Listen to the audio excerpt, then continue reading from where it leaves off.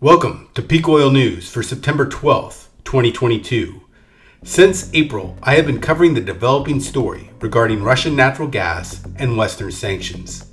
From the original chess move of sanctions being leveled against the Russian energy sector, to Putin demanding all payments for gas be done in rubles, to Europe refusing to comply with such requests. Well, the ebb and flows of this game of chicken appear to finally be coming to a head. And while the reasons and causes for various flow restrictions and shutdowns have been varied in a medley of bullshit excuses, it appears that both sides have continued to escalate. Russia has closed natural gas to Europe through the Nord Stream pipeline, and Europe is now looking at a very cold winter. The dominoes are starting to fall. It should be noted that some flows of gas are still moving between Russia and the EU, particularly through the Yamal pipeline and several smaller pipelines running through Ukraine. But this will not be adequate for the energy needs over the winter. In fact, a simple look at natural gas peaks demonstrates that if Europe is having a hard time getting through the summer meeting demand, getting through meeting winter demand will be next to impossible. Even with storage at 87%, a light winter would force the shuttering of many industries to keep the heaters in the homes on. A cold winter could mean complete social breakdown, and more damage to the economy is almost assured, as the $20 billion of Russian energy is worth $2 trillion in value once it is transposed into industrial and consumer goods. As the crisis approaches, the more somber of Europe's leaders are preparing for civil unrest, and the more whimsical are depending on a series of ideas that can best be described as magical thinking. But then again, the land of finance has always depended on a large degree of wizardry, illusion, and the ability of mass hypnosis to convince the crowd that dirt is gold, that paper is money. And our first story brings us to just such an idea. The new UK Prime Minister proposes price caps on energy. Prices for energy in the UK have skyrocketed and have seen the largest rate increase in the last 40 years. It is estimated that come November, prices may jump up to 80% above what has already happened. New British Prime Minister Liz Truss has announced plans to respond to rising home natural gas and electricity bills with a price freeze. The plan will take effect next month and continue for 2 years. It caps natural gas and electricity for a typical British household at £2,500. Some domestic institutions, such as schools, will also be included for a shorter time.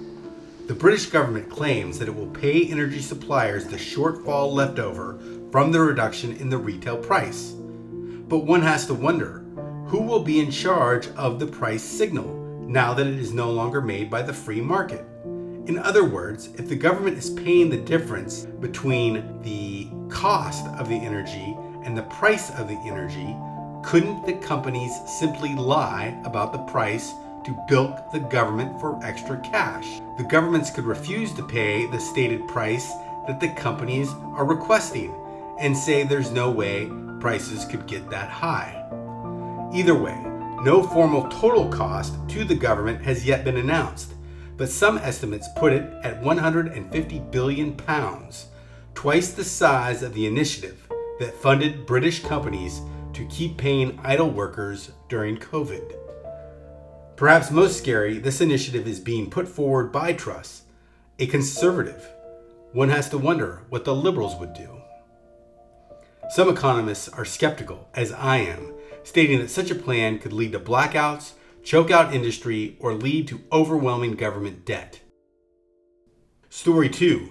Looks like despite the fact that our allies in Europe are about to go through a winter of discontent not seen since Richard III, the EPA is refusing to grant waivers to Chenery to help it produce more liquefied natural gas that can be sent to Europe. On Tuesday, the EPA announced that it was denying leading LNG producer Chenery 2 exemptions for LNG plants located in the Gulf Coast. The denied exemptions were regarding air pollution regulations, specifically for formaldehyde, which is considered a carcinogen. It is important to note that the rule regarding formaldehyde has been stayed for the last 18 years, since the Obama administration, and is only set to be reinstated this Monday. Dozens of other turbine operators face a shutdown from the reinstated rule also.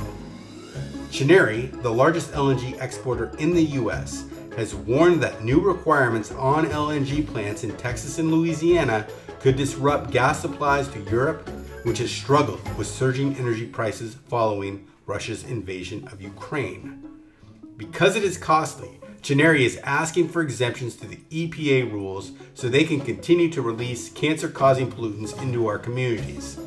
The same poor neighborhoods President Joe Biden has vowed to protect, said James Hyatt of the Louisiana Bucket Brigade, an activist group that has worked with communities near oil refineries, chemical plants, and other manufacturers to fight pollution. Last story.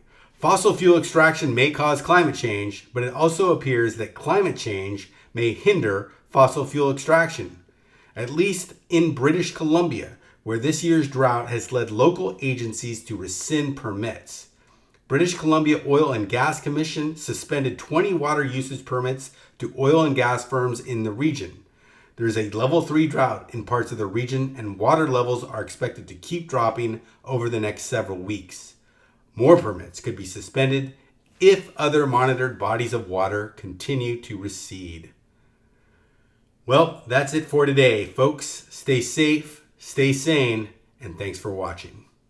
Feel free to hit the like button or subscribe button if you feel you've received value from this video.